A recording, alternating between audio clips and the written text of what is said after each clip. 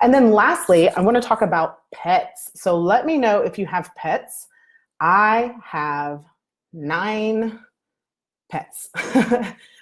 We have a horse, 5 chickens, 2 dogs, and a cat. And I use rose quartz on all of them. I also go out for what you might call barn calls and work with energy work on animals. Animals sometimes are my favorite patients because they don't talk. They just absorb, right? They don't argue.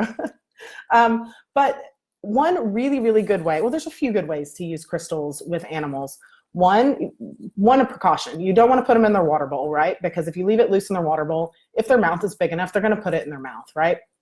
So make sure wherever you put it, in their water bowl, in their bed, on their collar, that it's not in a place where they can get it in their mouth and swallow it. It will cause digestive troubles, possibly even surgery, okay? So second part is when you use elixirs for pets, know that they don't need as much as humans. They're still so much closer to Mother Earth that a little bit of elixir goes a long, long ways for pets.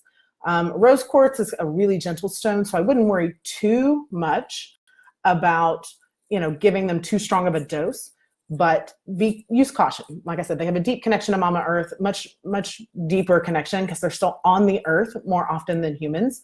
And so a little bit goes a long way. So one of my first favorite ways is to, again, it's the same principle as the humans, right? So you put it around the door so that it acts as an energetic car wash. And if you think about, we have dogs, so they like to bark and carry on and go on and on and on when the neighbor comes out, right? So when I go yell at them, get back inside, they come running through and just come through that rose quartz car wash, that aura car wash, and then they're just relaxed when they get back inside instead of continuing to bark and carry on and go around, right? The second way is an elixir. So you can put rose quartz in their water or add, like I prefer to add a little bit of rose quartz. So if I were going to give my cat throat chakra, which she doesn't need it, throat chakra, she's very vocal, elixir, then I might just pour a tiny bit of this into her water bowl with her other water. You can also use rose quartz in their bed. So in between my 2 dogs' beds, because they got tied up one time, like they fought one time and both of them had to go to the doggy hospital and wear the cones of shame. But so we have a rose quartz in between their 2 beds, right? And so it makes a figure 8 with the rose quartz in the middle, and because they have oval beds. And so that's one way that we sort of bring their heart connection closer. And then another way, if you're actively working on an animal, is to take a rose quartz and the chest on a 4-legged animal. So their arms are out, so their chest below their neck, and draw a figure 8.